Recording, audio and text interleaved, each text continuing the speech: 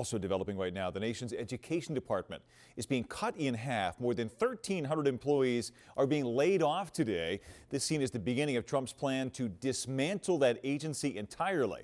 And education leaders across America and right here at home have a lot to say about these cuts and what they could mean. Action News reporter Maggie Kent live now in Spring Garden outside Philadelphia School District headquarters with reaction from there today. Maggie.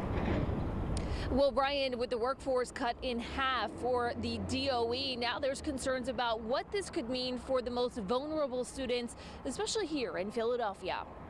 We're certainly paying close attention since 10% of our operating budget is dependent on federal funding. The School District of Philadelphia keeping a watchful eye on what's happening in Washington and the impact of changes at the Department of Education. 99% of public schools in the district are Title I schools. We're making the case to officials in Washington about the return on investment, not just moral issues, not just this is the right thing to do. Secretary of Education Linda McMahon is making good on her promise to cut down and eventually eliminate the department. Yesterday, the workforce at the DOE was slashed by 50% with layoffs and voluntary resignations of more than 1,900 people. This continuing chaos will stop kids from learning. It's triggered concern and outrage from the Philadelphia Federation of Teachers. The union says if cuts to funding happen, this will have grave implications for students and staff. These services for the kids with special needs, the meal programs,